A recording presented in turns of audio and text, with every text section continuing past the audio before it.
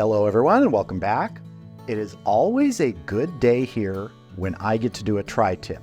Now, I've done so many tri-tip videos and tri-tip in different ways, and I've done this way that I'm going to use, I think once before on video, and I've done it before off video many times, but we're going to be taking a tri-tip and treating it like a brisket. We're going to be cooking it way beyond what I would normally go to, say that 130, 135, that medium rare. We're going to be taking it to like 203 degrees, just like I would with a brisket. Then we're going to be slicing it up and doing something interesting with it, not just throwing it in some sandwiches, so we'll see that later.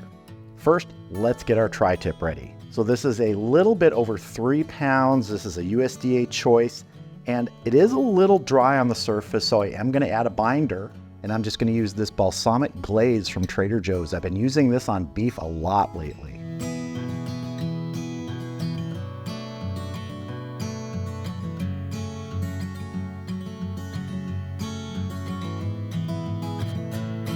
You also see we have some good fat here, and I'm not going to trim any of that. I want the fat in there because we are going to be treating this like a brisket. Now, tri-tip is relatively lean compared to a brisket, so it's not going to take as long, and you're not going to have to break down those connective tissues, which are tough in the brisket. But I want to keep as much fat in here as I can to help with the moisture retention. Now, the rub I'm using today is the competition style rub from Wishing Well Barbecue. I'm also not seasoning this the day before. I'm doing it right now, and we're going to head out to the grill.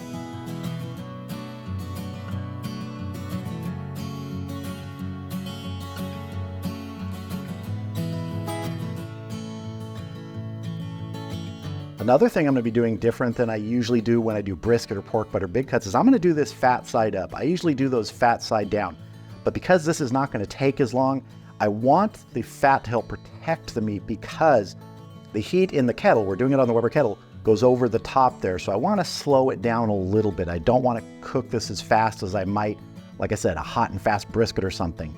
This is a much smaller cut and it can cook really quickly. So I want to give it a chance to slow down a little bit and help it not dry out because we're doing a longer cook. So this is looking good. Let's get this out to the grill and start smoking it up.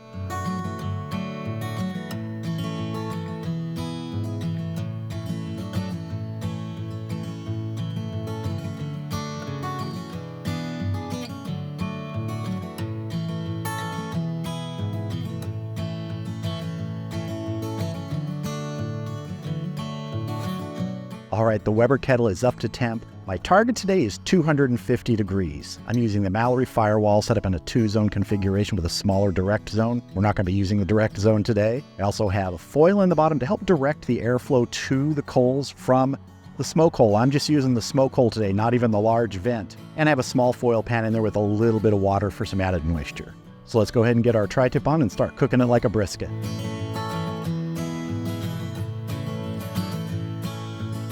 Got a lot of sunlight here today this morning. We'll try and block that. Get our temp probe in. Gonna get a piece of white oak in here for some smoke today.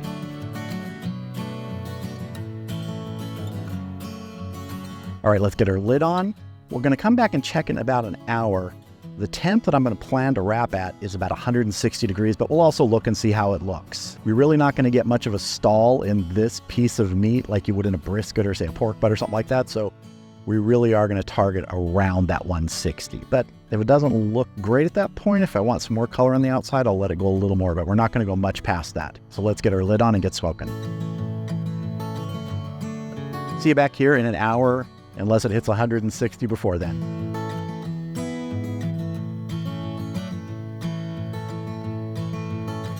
Temp's been holding really steady right at that 250, and our internal temp is right around 94 degrees, so let's take a look at this tri-tip.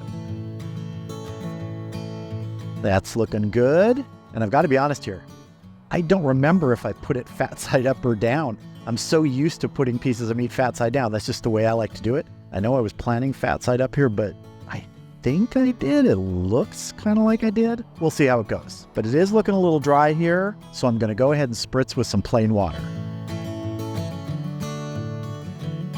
Give our wood chunk a little turn here. We've got good color developing, so I'm gonna let this go until we hit that 160 internal, then we'll come back and wrap this. See you back here when we hit that 160 internal.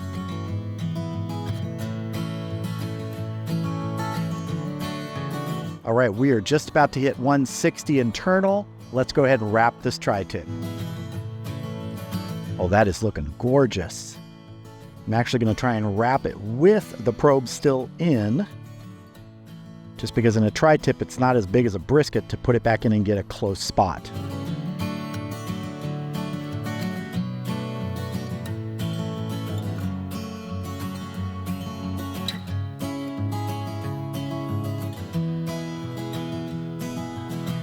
Looking good. Get this back on. All right, let's get our lid back on, keep smoking until we get to 203 internal. See you back here as soon as we hit that 10. All right, we just hit 203 degrees. Let's take a look at our paper wrap tri-tip. Now, I'm not going to be doing any probing for tenderness like I would with a brisket or a pork butt or anything like that, because this is really, I'm just taking this to about that same temperature. It's a different sort of result when you're talking about tenderness for something like this versus a brisket. So I'm just cooking it to that brisket style temperature of above 200 degrees. I like to go to 203. So I'm going to get this off of here right now. It's going to rest inside for about 30 minutes. Then we're going to use it to make something kind of different, but nice and tasty. And we're also going to make something to go with it. So I'll see you inside in a few minutes. All right, our tri-tip is resting. Should we call it a Trisket? Like a tri-tip brisket or a truck roast? Because you're cooking it like a chuck roast or a brisket, but we'll just call it a brisket style tri-tip. It's been resting for about 20 minutes now, and before we cut into that, I want to get a spread ready, because what we're going to be doing is we're going to be taking that tri-tip, slicing it up, and I've got some little crostinis that I made here out of some baguette. We're going to be putting some of our tri-tip on that, but we're also going to be putting a hot pepper ranch spread. And for this hot pepper ranch spread, we're going to be starting with a half a cup of mayonnaise. To this, I'm going to add about a half a cup of sour cream. I'm also going to add 2 teaspoons of lemon juice, 2 tablespoons of hot sauce, and just pick your favorite hot sauce.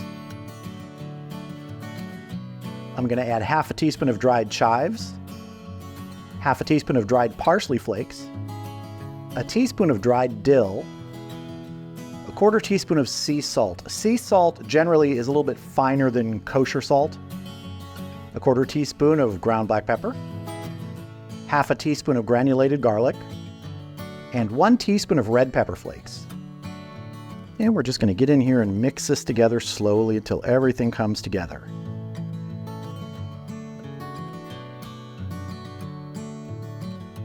If you're not into this much heat, you could just use, say, a ranch dressing. Let's get a little taste of this, see if we need to adjust. That's nice. To me, that has just enough kick. All right, let's get our tri-tip out here. All right, here is our tri-tip. I've got it on my synthetic board, so it's a little easier to clean up. And tri-tip, again, the grain twists a little bit. Here it's going to run like this. Over here it kind of turns and goes like this. So I'm just going to start right here in the center and let's see how we did. Ah, that is really juicy still. Look at that. That has got a lot of juice. Definitely weird cooking tri-tip like this rather than to medium rare. But I want to cut some slices here for our little crostini appetizers. Look at that. A little bit of a smoke ring. Nice and tender, pull apart tender. Let's take a little cheater taste. That's pretty darn good. The interesting thing about it is you get the tri-tip flavor. You definitely don't get that medium rare-ish sort of flavor you get from that juiciness, but you get the different juiciness like you would get with a brisket. This is actually pretty good.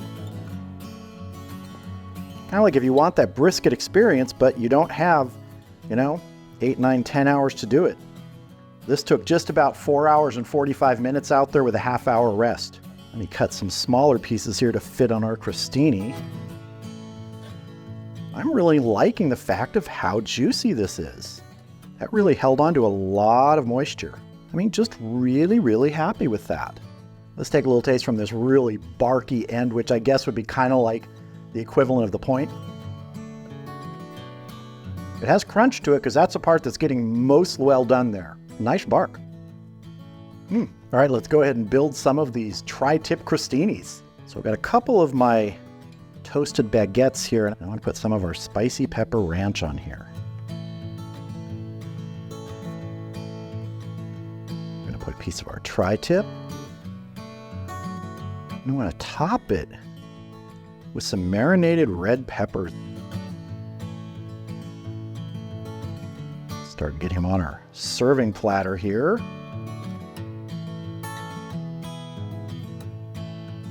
All right, let's have a taste. Now you could use this tri-tip cooked like a brisket for anything, make some good sandwiches with it. I just wanted to do something a little different, turn it into sort of an appetizer. So let's see. That absolutely works.